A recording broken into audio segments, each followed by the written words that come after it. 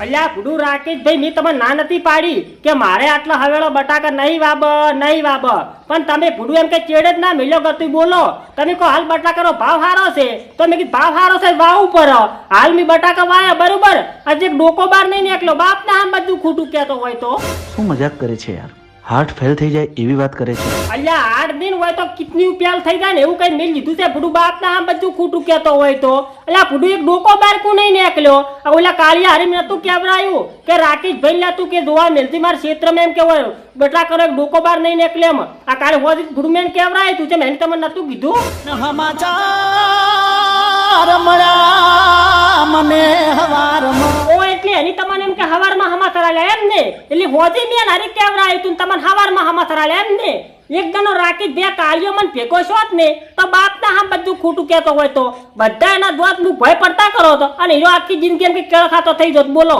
એને ભૂડું મેં કેવરાયું તું મેં કીધું રાકેશભાઈ તું છે ને અમારા ક્ષેત્રમાં જોવા મિલતી ઈ હારે ના આવો તો કોઈ નહીં પણ તમારે એકલા તો ભૂડું આવું તું પણ તમને હમાસર મળે તાર તમે આવો કે પણ હું શું કહું રાકેશભાઈ તમને ભૂડું એમ કે હવારમાં હમાસર તો મળી જાય બરોબર કે કોનાના ક્ષેત્રમાં બટાકા ગતું ઉજે નહીં તો પછી તમારે ભૂડું એમ કે હવારમાં જ જોવા આવવું પડે કે ના આવવું પડે હું એમ કહું તો હવારમાં એમ કે 11 વાગવા આયા ભૂડું તો તમે હજી સુધી ચમ ના હું એમ કહું છું અરે રે પણ મેં માન્યું નહીં ઓ એટલે કાળીએ તમને કીધું અને કાળિયાની વાત તમે ગતું મોની ની એમ ને તો પણ બટાકા શું લેવા વવરાય તો હું એમ કહું છું રાકેશભાઈ તમને તમારે ભૂડું મને બટાકા નતા વવરાય હું એમ કહું છું તમે જોવા આવતા મારા ક્ષેત્રમાં કે બટાકાનું એક ડાળું બહાર નીકળ્યું છે ભૂડું એમ કહું છું જેટલું બધું બિયારણ લાવ્યું તમને ખબર છે ને જેટલા પૈસા ખર્ચાય બટાકા બાપ ના આમ બધું ખોટું કહેતો હોય તો મને આવી ખબર હોત ને રાકેશભાઈ કે તમે એમ કે પાસે રહીને આવું દગો કરશો તો હું ભૂડું બટાકા જ કુછ ના વાવો તો બટાકા હું શું લેવા વાવો કહો તો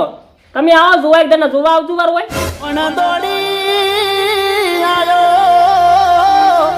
તારી શેરીએ ઓ એટલે પછી તમને આવો ચેડથી વિચાર આવ્યો કે મારું ઓછું શું કોનાના બટાકા નહીં ઉગે અને કદાચ થઈને હું એના ક્ષેત્રમાં જોવા નહીં જઉં ને તો આ બધો અડિયો દોડ્યો મારા માથે નાખશે કોનો એમ ને અને તમને તો ખબર જ છે કે આવું કોક થાય એટલે પછી આપણી બોલતા બંધ થઈ જાય તમને ખબર જ છે ને પછી તમે જોયું ક્ષેત્રમાં કે બટાકા જો નીકળે છે નહીં નીકળે એમ તમે જોયું તું મારા ક્ષેત્ર જોયું જાતે ને ઉભો એટલે તમે અહીંયા જાતે ઉભા રહીને જોયું એમ ને હવે તો ભૂડું તમને માનાણું ને કે મારા ક્ષેત્રમાં એક બટાકું નહીં ઉજ્યું એમ હું તમને નતો કહેતો કે બટાકા હાલ માના એટલા આટલા એમ કે હાર નહીં વાબ બાકી પાન વાબથી પણ ના કેમ મોનું મારે કેવું તો એક વાત મોનવી જ નહીં ગતું આ હું તમારા ખેતરમાં આવું છું ને ખેતર તમારા ખેતરમાં આવીને પસ્તાઈ ગયો બાપ ના આમ બધું ખોટું કહેતો રાકેશભાઈ મને આવી ખબર હોત ને કે તમારા ખેતર વાવા જાઉં અને આવા ડફોળા થાય તો હું તમારા ખેતર કુછું ના વાવો તો તમને પેલી આવી ખબર ના પડે તમે પેલી ખેતી નહીં કરી હોય કે આટલા હાડા બટાકા કુછું ના વાવરો રહે ફૂડું મગફળી તો બરોબર છે મગફળી તો વાવેતર ચાલુ થઈ ગયા બરોબર હા વરહાના એમ કે મારા બાએ બટાકા કરે તો હું એમ કહું છું આ બટાકા હાલ ના વાવરો રહે ફૂડું બટાકા તો હજી કુછું વાર છે ઘણી બધી વાર છે કુછું હવે મારે શું કરવું એ ખબર નહીં પડતી બોલો મારે એમાં છે ને હવે શેરડી અને મગફળી કુછું આવી પડશે તમે કહો બટાકાનો ભાવ સારો છે એટલે વાઈ નાશ મેં વાઈ નાશ આંકડો થઈને અને બટાકા પડ્યો બધે માથે હવે મારા બિયારણના પૈસાનું શું શેરડીનું બેડાઈનું શું હું એમ કહું છું ભૂડું તમે નતા કહે કે બટાકાનો ભાવ સારો છે બટાકાનો ભાવ સારો છે તો મને ખબર છે બરોબર કેમ કે હાલ હું દુકાને લેવા જઉં ને તો પહેલાં કેવું તું ખબર છે 20 રૂપિયાના મને શેર બટાકા હાલતા બરોબર અને હાલ તો હું લેવા છું ને તો 20 રૂપિયાના 3 બટાકા આલી બાપ ના બધું ખોટું કહેતો હોય તો બટાકાનો ભાવ પણ એમ કે માથા ઉપર ચડી ગયો છે બોલો હવે તો બજારમાં કુછ બૂમ પણ આવે હાલ તો કટર લેવા જા ને તો વાત જ જાજો તમે કટર તો આપણે જે આવે એમ જ નહીં હાલ જેમ કે હાલ એમ કે શેર લઈને નહીં ખાઈ કહેતા તો પછી કટર છે ને લઈને કજીએ ખાઈ કહો પણ હું શું કહું રાકેશભાઈ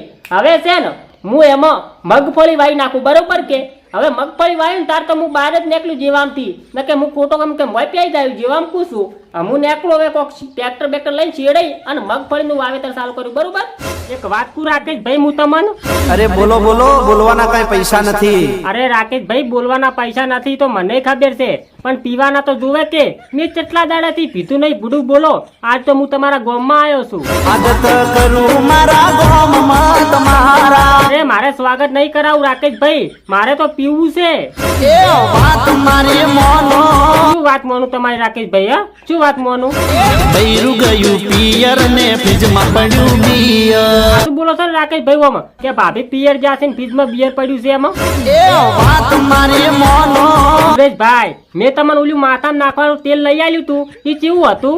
તારા લીધે પડી મારા માથા મોટાલ. ઓહો, શું વાત કરો છો? માથામાં ટાઈલ પડી ગઈ એમ? તો હું કેમ કરો તમે હવે ફરી એકવાર લઈ લો એટલે માથામાં બાલ આવી જશે. મુકના મારો શાલ, અરે લઈ લો ને સુરેશભાઈ, ખાલી 400 રૂપિયા જ છે.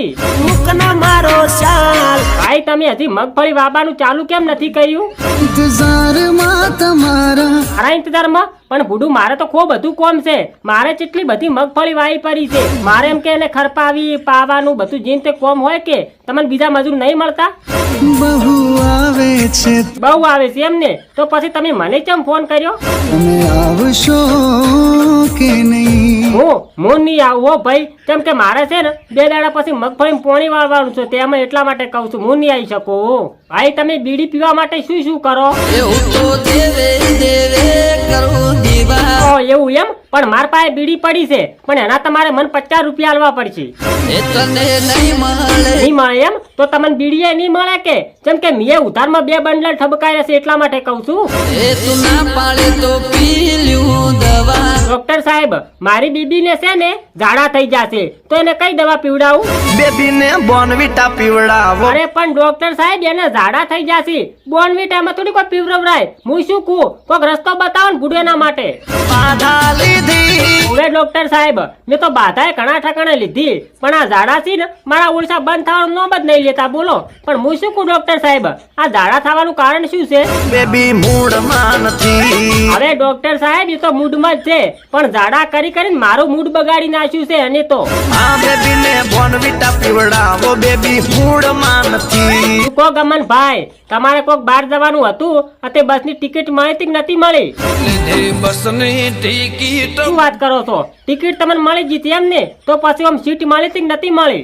મળી બાજુ વાળી છે. સીટે મળી જીતી એમ ને તમને? તો હું શું કહું ગમન ભાઈ, બસમાં તો ટેપે નખાયેલું હતું તો પછી બસમાં ગીત કેના વાગતો હતો? બસમો વાગસ ગમન સાંથલ ના ગેત. શું વાત કરો છો? ગીત તમારા વાગતા હતા એમ ને? પણ ગમન ભાઈ તમારે તો માર્કેટમાં ખૂબ મોટું નામ થઈ ગયું છે હો. જીવનમાં ખૂબ આગળ વધો ને ખૂબ પ્રગતિ કરો એવી અમારા બધાઓની શુભેચ્છાઓ છે. જોઈ તને યાદ આય જૂની મારે પ્રેમ. તો બોલો નૈના બેન. હે મારા મલકના મહેમાન થઈને. મારા મલકના ઈ વાત નૈના બેન તમારે કઈ સાચી છે હો. આપણી બધા છે ને એક જ મલકના છે.